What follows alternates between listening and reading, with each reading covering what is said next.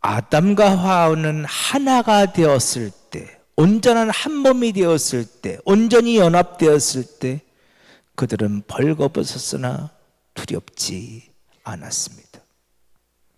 그러나 그들 안에 죄가 찾아 들어오고 그들의 하나됨이 깨어졌을 때, 그들의 온전한 한몸됨, 그들의 온전한 연합이 깨어졌을 때 그들 안에 부끄러움이 찾아왔습니다. 우리가 지난주에 봤죠? 창세기 3장 7절. 그들이 무화과나무 잎을 엮어 치마로 삼았습니다.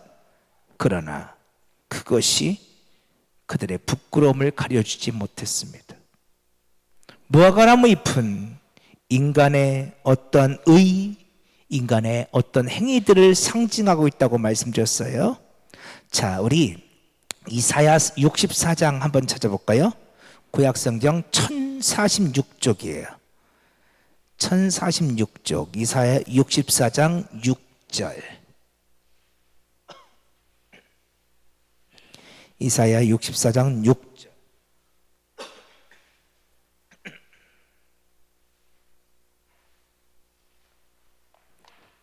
우리 한 목소리 읽어보겠습니다. 시작. 무릇 우리는 다 부정한 자 같아서 우리의 의는 다 더러운 옷 같으며 우리는 다 잎사귀 같이 시들므로 우리의 죄악이 바람같이 우리를 몰아가나이다.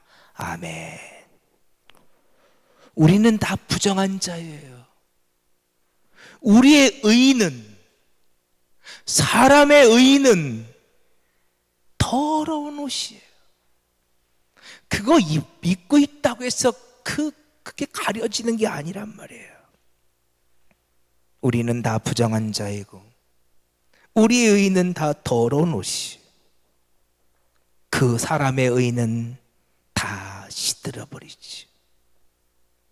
여러분, 사람의 의로 결단코 우리의 부끄러움을 가릴 수 없어요. 나의 선행이나 나의 윤리 도덕적인 삶이나 심지어는 나의 종교적 행위라 할지라도 그것으로 나이가 의로워지는 것이 아니에요. 자, 우리 로마서 10장 한번 찾아볼까요? 로마서 10장 1절. 신약성경 253쪽이에요. 신약성경 253쪽. 로마서 10장 1절 보세요. 1절부터 4절까지, 로마서 10장 1절부터 4절까지 우리 한 목소리 읽어볼까요? 자, 시작. 형제들아, 내 마음에 원하는 바와 하나님께 구하는 바는 이스라엘을 위함이니 곧 그들로 구원을 받게 함이라. 내가 증언하노니 그들이 하나님께 열심히 있으나 올바른 지식을 따른 것이 아니니라. 하나님의 의를 모르고 자기 일을 세우려 힘써 하나님의 의에 복종하지 아니하였느니라. 그리스도는 모든 믿는 자에게 의를 이루기 위하여 율법의 마침이 되시니라. 아멘. 자, 보세요. 지금 사도 바울이 너무너무 간절히 원하는 게 있어요. 그래서 하나님 앞에 간절히 구하는 게 있어요. 뭐예요? 하나님, 내 민족 이스라엘 백성들, 저들을 구원해 주세요. 지금 사도 바울이 자기 민족을 위해서 기도하고 있어요. 근데 이상하잖아요. 이스라엘 백성들은 스스로 하나님께 선택받은 선미라고 말했던 사람들이에요. 우리는 하나님께 선택받은 하나님의 백성이야. 오직 우리만이 하나님께 선택받은 사람들이야. 그런데 사도 바울은 그 이스라엘이 구원받기를 위해서 간절히 기도하고 있어요. 그러면 왜 그 이스라엘 백성들이 왜 사도 바울이 왜 그들을 위해 기도하고 있느냐? 2절. 그들이 하나님께 열심은 있어요. 그런데 올바른 지식을 따라서 열심히 있는 게 아니에요. 그들은 지금 하나님을 잘못 믿고 있어요. 어떻게 잘못 믿고 있어요? 3절. 하나님의 의를 모르고 자기의 의를 세우려고 그렇게 그래도 열심히 노력하고 있어. 그들이 아주 열심히 율법을 지키고 있단 말이에요. 근데 그들이 열심히 율법을 지키는 것이 그게 온통 자기 의야.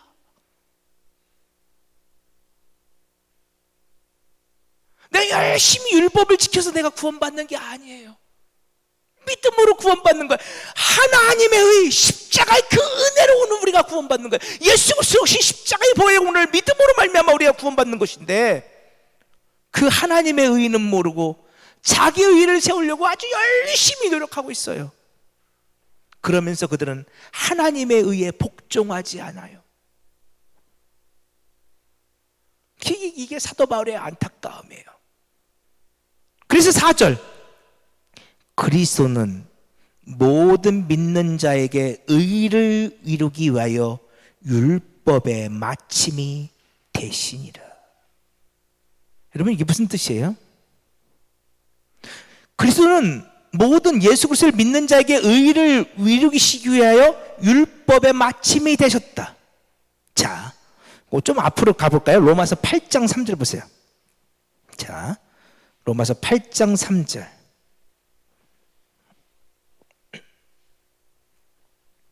율법의 마침이라는 게 무슨 뜻인가? 자, 로마서 8장 3절 4절 같이 읽어봐요. 시작.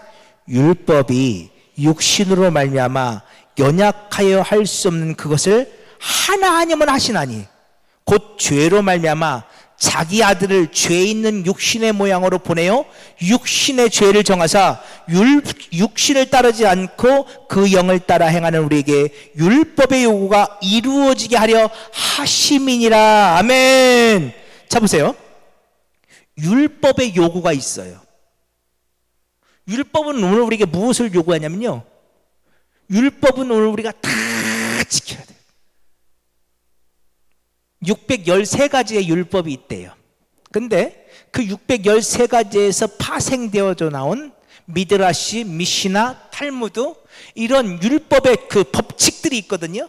그 율법을 지키는 법칙들은 너무너무 많아요. 셀 수도 없이 많아요. 그러니까 율법은요, 오늘 우리에게 그 모든 율법의 그 규칙들을 다 지키라고 요구해요. 그러니까 우리가 613가지의 율법이 있는데 그 중에서 612가지를 지켰어요. 그리고 613번째의 율법을 지키지 못했어. 그럼 율법은 우리에게 뭐라고 말할까요? 넌 죄인이야. 전 612가지를 지켰는데요, 그래도 613번째를 못 지켰잖아. 너는 죄인이야. 그 얘기를 지금 3절에서 하는 거예요. 로마서 8장 3절. 율법이 육신으로 말미암아 연약하여 할 수 없는 그것을, 오늘 우리는 너무 연약해요. 그래서 우리는 율법의 그 조항들을 다 지킬 수가 없어요. 그런데 하나님은 하신대요. 어떻게 하셔요? 곧 죄로 말미암아 자기 아들을 죄 있는 육신의 모양으로 보내어 육신의 죄를 정하사. 아멘. 하나님께서는 그 율법의 요구를 다 이루실 수 있어요.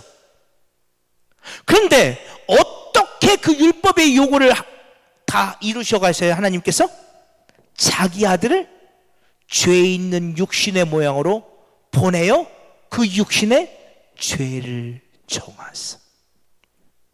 이게 무슨 뜻이에요? 우리 이미 많이 했죠? 전가의 은혜가 있어요. 예수께서 인간의 몸을 입고 이 땅에 오셨지요. 그분은 흠이 없는 분이에요. 그런데 예수께서 십자가에 우리를 대신하여 죽어주셨어요. 그 순간 오늘 우리의 죄는, 나의 죄는 예수님께로 전가되어지고, 오늘 우리 모든 죄들이 다 예수께로 전가되어져요. 그리고 예수님의 흠 없으면 누구에게로? 나에게로 전가되어져서 그것이 나의 의가 되어지는. 근데 그것은 나의 의가 아니에요. 누구의 의예요? 그리스도의 의이고 하나님의 의이지요. 이 놀라운 전가의 은혜, 지금 그래서 율법의 요구를 사람은 연약하여 할 수 없지만 하나님은 하실 수 있다고 말씀하시는 거예요. 자기 아들을, 흠없는 자기 아들을 육신을 입고 이 땅에 보내셔서 인간 되게 하셨어. 그 아들을 통하여 우리의 모든 죄를 다 대신 담당하게 하셨죠. 율법의 요구를 다 이루셨어요. 그래서 예수님은 율법의 마침인 거예요. 그분이 율법의 요구를 다 이루셨다는 거예요. 우리는 그 율법의 요구를 다 이룰 수 없어요. 오늘 또 우리는 죄 가운데 살았어. 오늘 우리의 마음 가운데 얼마나 많은 악한 마음들이 있었어. 그런데 흠없으신 예수님께서 다 그 죄를 대신 짊어지셨어. 수고하고 무거운 짐진 자들아, 다 내게로 오라. 내가 너를 쉽게 하리라. 여러분, 이 수고하고 무거운 짐이 뭐예요? 내 인생의 무거운 짐이요? 삶의 무거운 짐들이요? 네! 그 무거운 짐도 주님께 다 맡기십시오. 그런데 예수님께서 말씀하시는 수고하고 무거운 짐은 죄의 짐입니다. 오늘 우리를 누르고 있는 죄의 짐들, 오늘 우리를 포로 삼고 있는 그 죄의 짐들 다 주님께 내려놓을 때 주님은 오늘 우리를 가볍게 하십니다. 그래서 주님은 말씀하시죠. 내 멍에는 쉽고 가벼우니라. 그 얘기를 갈라디아서 3장 27절에서는 이렇게 말했죠. 안 찾아볼게요. 지난주에 봤던 것. 누구든지 그리스도와 합하기 위하여 세례를 받은 자는 그리스도로 옷 입었느니라. 그리스도로 옷 입는다는 것은 하나님의 그 의가 나의 의가 되어지는 거예요. 내가 예수 안에 온전히 하나가 되어졌을 때, 한 몸 되어졌을 때, 이제 나는 하나님의 그 일을 덧입게 되어지는 것이지. 여기까지 우리가 지난주에 살펴보았던 말씀이었어요. 자, 근데 문제가 있어요. 자, 오늘 창세기 3장 8절 한번 봅시다. 창세기 3장 8절. 자, 우리 같이 한번 읽어볼까요? 시작. 그들이 그날 바람이 불 때 동산에 거니시는 여호와 하나님의 소리를 듣고 아담과 그의 아내가 여호와 하나님의 낯을 피하여 동산 나무 사이에 숨은지라. 아멘. 여기 원어를 보면요, 맨 처음에 쉐마라는 단어가 등장해요. 쉐마. 그들은 들었다 그래요. 그들은 들었어요. 언제? 바람이 불 때. 그래서 그들이 숨은 거예요. 들었어요. 바람이 불 때. 그래서 숨었어요. 여러분, 여기서 그날 바람이 불 때 이렇게 있죠. 바람. 네, 이게 히브리어는요, 욤루아예요. 욤루아. 네, 욤이라는 단어 여러분 많이 들어보셨죠? 욤. 욤키프루. 제가 많이 했던 단어인데, 욤키프루가 뭐였죠? 대속죄를 나타내는 단어가 욤키프루잖아요. 그래서 이 키프루라는 단어가 이 키페르에서 왔는데 덮다, 가리다, 감싸다 이런 뜻이거든요. 그래서 욤키프루는 대속죄일 날인데 오늘 우리의 모든 죄를 다 덮어주신 날이에요. 그게 유대력 7월 10일 대속죄일 날이죠. 근데 여기서 중요한 건 욤이라는 단어. 욤은 날이에요, 날. 어떤 날을 가르칠 때 욤이라는 단어를 써요. 근데 욤루아예요. 루아은 뭐예요? 우리 많이 들어봤던 단어예요. 루아은 바람. 근데 성경에서 바람은 성령을 뜻하죠. 그러니까 욤루아 그러면 어떤 날이에요? 성령의 날이에요. 또는 여호와의 날이에요. 그러니까 오늘 창세기 3장 8절은 그들이 그날 바람이 불 때 이렇게 써 있는데, 그들이 들었다. 여호와의 날에, 성령의 날에, 이렇게 번역하는 게 사실 더 맞아요. 여러분, 여호와의 날이 있어요. 성령의 날이 있어요. 그날 그들이 뭔가를 들었어요. 자, 여호와의 날, 성령의 날, 무슨 일이 일어날까요?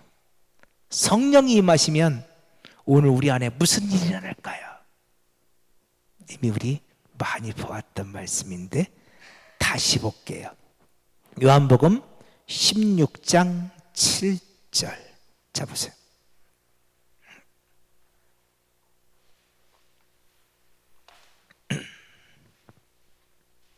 요한복음 16장 7절. 자, 성령의 날이 임해요. 성령이 오시는 성령의 날, 여호와의 날이 임해요. 자, 요한복음 16장 7절. 자, 보세요.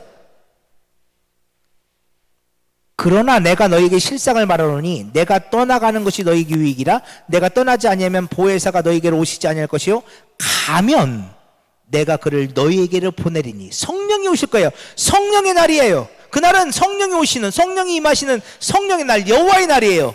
근데 그날 성령이 오시면 뭐래요? 8절, 그가 와서 죄에 대하여, 의에 대하여, 심판에 대하여 세상을 책망하시리라. 엘렌코라고 했죠. 책망하다는 뜻이 아니라 폭로하다, 발가벗기다, 이런 뜻이에요. 그가 와서, 성령이 오시면 죄가 무엇인지, 의가 무엇인지, 누가 심판을 받아야 하는지 폭로하실 것이다.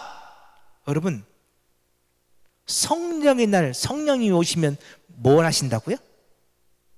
폭로를 해요. 발가벗겨요. 우리가 지난 주일 오후 예배 때도 봤지만, 나는 예수 잘 믿는 줄 알았어요. 나는 좋은 성도인 줄 알았어요. 저는 목사니까요. 나는 좋은 목사인 줄 알았어요. 그런데 성령이 오셔서 저의 죄를 폭로시키는 거예요. 좋은 목사가 아니라 죄인 중에 괴수인 내 모습을 보여주시는 거예요. 덜기가 한량없는 내 모습, 얼마나 악한지, 그걸 성령이 오셔서 깨닫게 하셔요. 자, 그렇게 보시고 창세기 3장 8절 다시 보세요. 자, 그날은 여호와의 날이에요. 성령의 날이에요. 욤 루아흐예요. 그날 성령님이 임하시니까 아담의 죄가 엘렌코, 폭로되는 거예요. 오늘 창세기 3장 8절은요, 그래서 이건 아담의 죄를 폭로하시는 하나님의 폭로예요. 자, 하나님께서 지금 아담의 죄를 폭로하시고 계시다고요.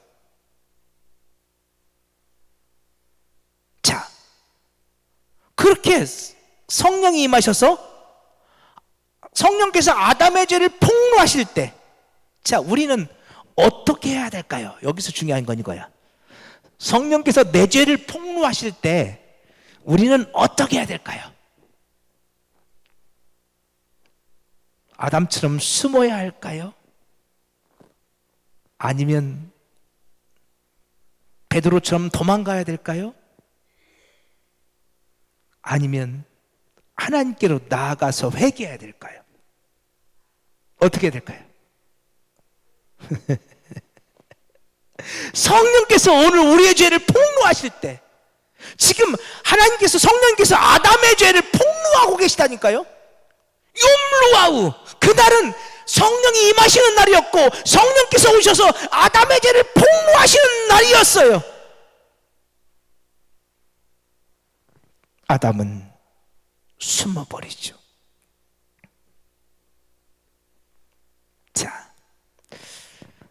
우린 과연 어떻게 해야 될까요? 누가복음 15장 한번 볼까요? 여러분 너무너무 잘 아는 말씀인데요. 자, 누가복음 15장. 오늘은 누가복음 15장 말씀 보면 말씀이 맞춰질 것 같아요. 자, 누가복음 15장 11절.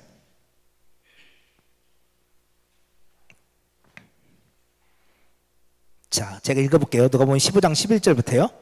또 이르시되 어떤 사람에게 두 아들이 있어요. 근데 그 둘째가 아버지께 말하되 아버지여, 재산 중에서 내게 돌아올 분깃을 내게 주소서 하는지라. 아버지가 그 살림을 각각 나누어 주었더니.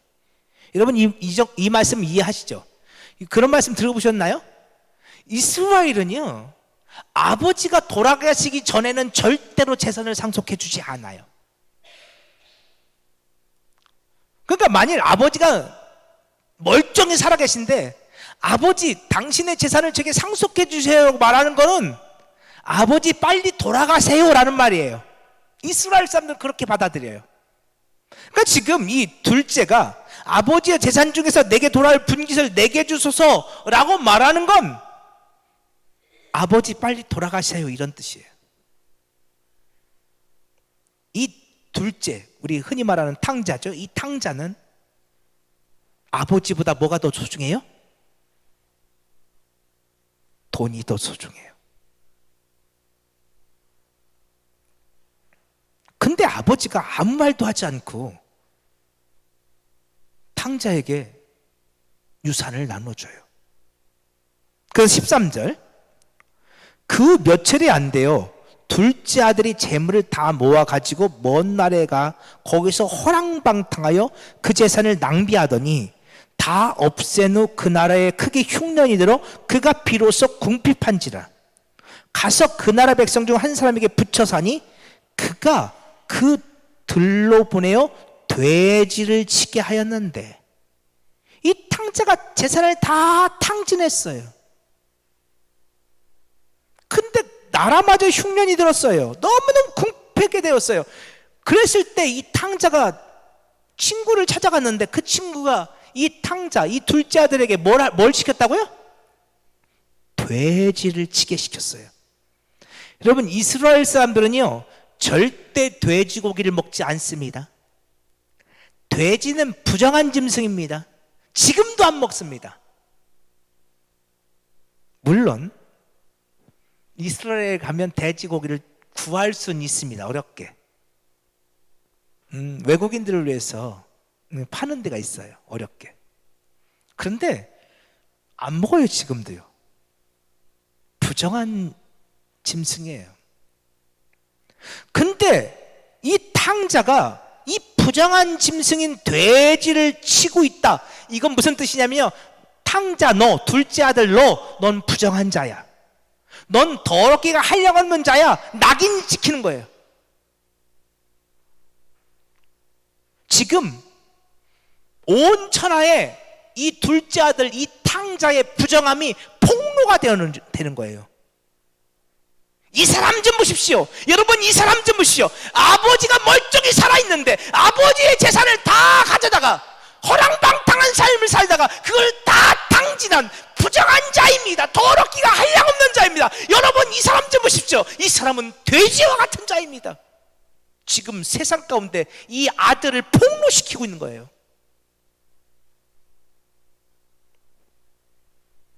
그런데 이 둘째 아들의 부정함을 폭로하는 그 순간 갑자기 양식 얘기가 나와요. 16절 보세요. 그가 돼지 먹는 쥐업 열매로 배를 채우고 하되 주는 자가 없는지라.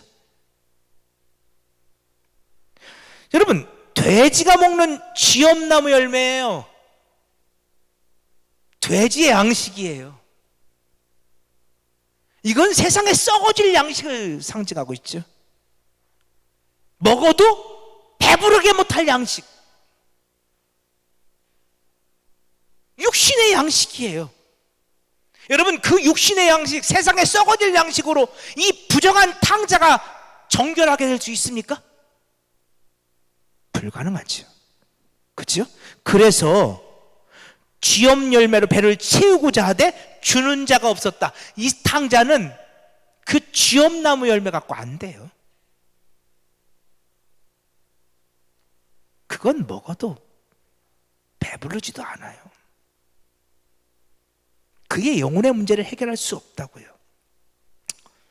그런데 이때 탕자가 갑자기 아버지를 생각합니다. 그런데 아버지를 생각하는데 이 말씀이 또 양식과 연결되어 있어요. 17절 보세요. 이에 스스로 돌이켜 이르되 내 아버지에게는 양식이 풍족한 품꾼이 얼마나 많은가. 여러분, 근데 아버지에게 있는 풍족한 그 양식은 먹으면 사는 양식이에요. 그래서 뒤에서 이렇게 말하는 거예요. 나는 여기서 줄여 죽는구나. 이 둘째 아들은 아버지의 양식을 먹지 못해서 죽는 거예요. 여기서 이 돼지우리에서 쥐엄나무 열매를 먹으면서 썩어질 양식이나 먹고 있으니 그는 줄여 죽을 수밖에 없어요. 아무리 쥐엄나무 열매를 많이 먹어도 그 양식은 그를 배부르게 못하고 그 양식은 그를 살릴 수 없어요. 탕자가 그의 죄가 폭로되어졌을 때 그가 그의 현실을 보는 거예요. 내가 썩을 양식만 먹고 살았구나 지금까지. 아버지의 주변은 생명의 양식, 하늘 양식, 나를 살릴 수 있는 생명의 양식이 너무도 많은데, 심지어 나는 아버지 아들이고 그 아버지 집에 있는 그 품꾼들은 아버지 아들도 아니야. 그 품꾼들조차도 그 양식을 먹는데 나는 그 양식을 먹지 못해서 여기서 내가 줄여 죽는구나. 탕자가 그걸 깨달았어요. 그래서 18절 보세요. 자, 자신의 죄가 폭로되었어요. 자신의 현실이 폭로되었어요. 탕자가 어떻게 했나요? 18절, 내가 일어나 아버지께 가서 이르기를, 아버지, 내가 하늘과 아버지께 죄를 지었사오니 지금부터는 아버지 아들이라 잉크럼을 감당하지 못하겠나이다. 나를 품꾼의 하나로 보소서 하리라 하고 이에 일어나 아버지께로 돌아가니라.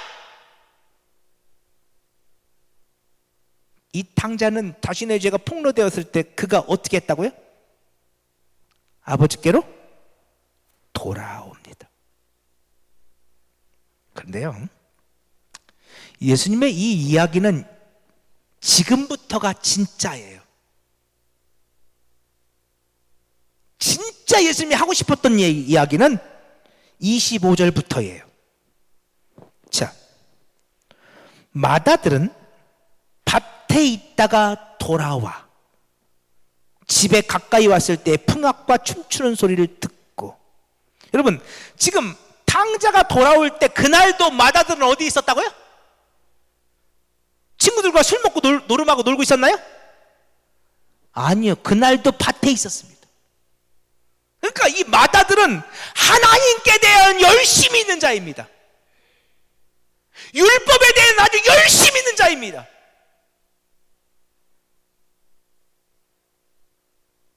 그죠? 그는 하나님께 대해서는 아주 열심히 있어요. 율법에 이르는 흠이 없는 자예요. 정말 열심을 품고 일했던 사람이에요. 네, 계속 봅시다. 26절. 한 종을 불러 이 무슨 일인가 물은데 대답하되 당신의 동생이 돌아왔음에 당신의 아버지가 건강한 그를 달 맞아들게 됨으로 인하여 살찐 송아지를 잡았나이다 하니 그가 노하여 들어가고자 하지 아니하거늘 아버지가 나와서 권한대 아버지께 대답하여 이르되 내가 여러 해 아버지를 섬겨 명을 어김이 없거늘 나는 율법에 이르는 흠이 없는 자이거늘 하나님께 대한 아주 열심히 있는 자이거늘 내가 지금까지 정말로 충직한 종으로 섬긴 자이거늘 내게는 염소 새끼라도 주어 나와 내 벗으로 즐기게 하신 일이 없더니 아버지의 살림을 장내들과 함께 삼켜버린 이 아들이 돌아오매 이를 위하여 살찐 송아지를 잡으셨나이다. 이 맏아들이 뭐라고 말해요? 저 녀석은 죽어마땅한 자고 나는 하나님에 대해서 열심히 있는 자였습니다. 나는 율법을 지키려고 율법에 흠없는 삶을 살려고 몸부림치며 살았던 사람입니다. 근데 어떻게 나한테 이럴 수 있어요?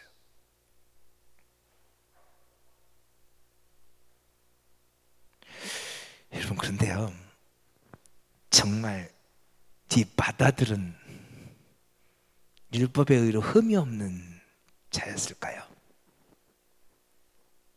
정말 그는 의인이었을까요? 한번 다시 11절 12절 다시 보세요. 11절. 또 이르되 어떤 사람이 두 아들이 있는데 그 둘째가 아버지에게 말하되 아버지여 재산 중에서 내게 돌아올 분깃을 내게 주소서 하는지라. 아버지가 그 살림을 둘째에게만 나눠줬죠.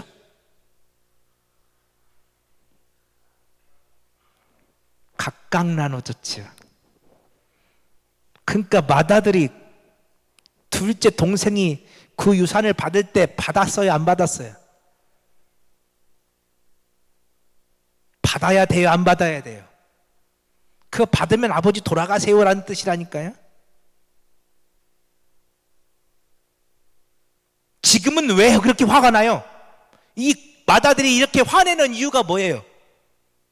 여러분, 아버지가 잡은 그 송아지, 이 맏아들 생각에는 그거 누구 거예요? 그지, 내 거지.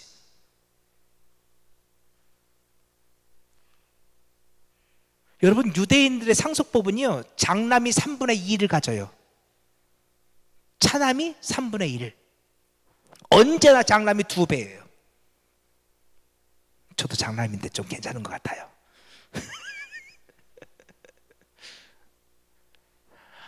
둘째가 아버지 이 재산 달라고 했을 때 둘째보다 2배나 더 받았던 게 맏아들이에요.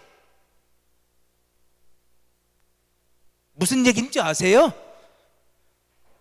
맏아들은 자기가 의롭고 자기가 선하고 자기가 믿음 좋고 그러니까 차마 말 못한 거야. 다른 사람 눈치 보느라고. 근데 이 맏아들의 마음속에도 둘째와 같은 마음이 있었다 없었다? 있었지.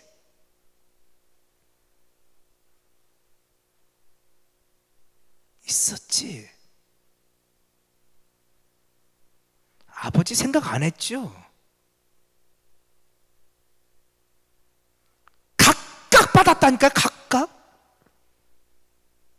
저는 아무 말 안 했어요. 그지? 동생 뒤에서 숨어서 아무 말 안 했지. 어쩌면 이 맏아들이 동생 조종했을지도 몰라. 네가 한번 얘기해봐. 한번 얘기하면 아버지가 들어줄지도 몰라. 한번 해봐. 그 맏아들의 마음속에도 아버지의 재산을 빨리 상속받고 싶은 욕심이 있었겠죠. 그러면서도 자기는 동생 뒤에 숨어 있는 거예요. 동생 나쁜 사람 만들고 내 욕심을 취하는 거죠. 그리고 동생을 손가락질해요. 왜요? 그래야 내 죄가 가려지니까요. 오늘 우리 그럴 때 많잖아요. 막 다른 사람들 비난해. 막 욕해. 그러면서 무의식 중에 나는 너와 달라 그러죠. 나는 너보다 더 의로워. 나는 너보다 더 믿음이 좋아. 나는 너보다 더 경건해.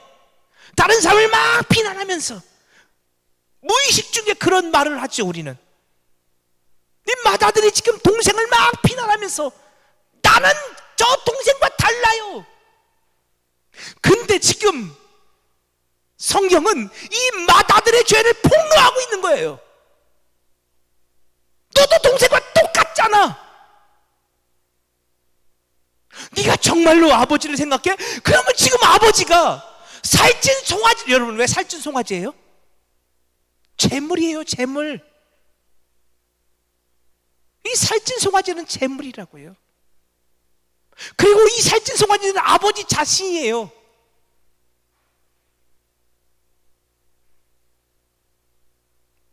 아버지는요, 둘째가 아버지 유산을 달라고 할 때 그때 죽었어요. 가슴이 무너지고 하늘이 무너지고 그때 죽었어요. 그 아버지의 죽음을 상징하는 게 이 송아지라고요. 그 송아지를 잡아 아들에게 먹여줘요. 아들아, 이 고기 먹거라. 받아 먹어라. 너희를 위해 주는 내 생명의 양식이다. 너희를 위해 주는 내 몸이다. 받아 마시거라. 너희를 위해 주는 내 피다. 아버지가 송아지를 잡아서 그 살을 내어줘요. 이 송아지는 아버지라니까요. 생명의 양식이요. 근데 이 큰아들은 끝끝내 그 송아지를 먹지 않아요. 그 잔치에 참여하지 않아요. 왜요? 둘째는 알았어요. 아버지 집에는 생명의 양식이 있어. 그거 품꾼들도 먹어. 내가 그 양식 먹어야 살아. 내가 그 송아지 먹어야 살아. 나도 그 생명 양식 먹기를 원해요. 그래서 아버지께로 돌아오는 거예요. 근데 이 큰아들은 자기는 의롭거든. 자기는 하나님께 대해 열심히 있는 자고 율법에 흠이 없거든. 그 송아지 안 먹어도 되거든. 그죠? 지금 이 비유 가운데서 이 큰아들의 죄를 폭로하고 있는 거라고요. 만천하에 드러나고 있어요. 그러면 그 큰아들이 깨닫고서 아버지께로 이 둘째처럼 돌아와야 되는데, 그런데 큰아들은 끝끝내 돌아오지 않아요. 끝끝내 큰아들은 아버지의 송아지를 먹지 않는다고요.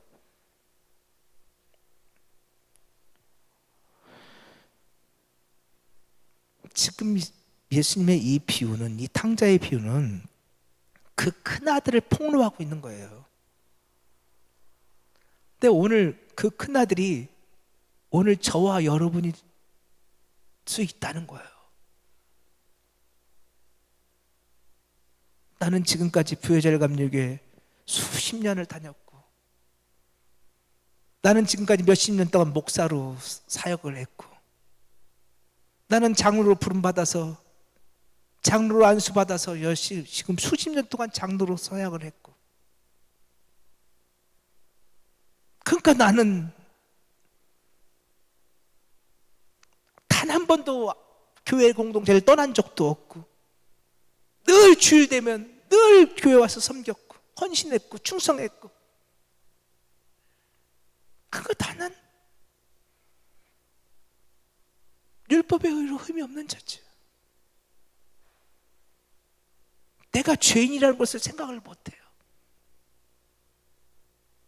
근데 성령님이 오시면 그 죄를 폭로시키는 거예요. 우리를 발가벗기게 하시는 거예요. 바로 네가 바로 그 탕자야. 바로 너가. 그 얘기를 하시는 거라고요.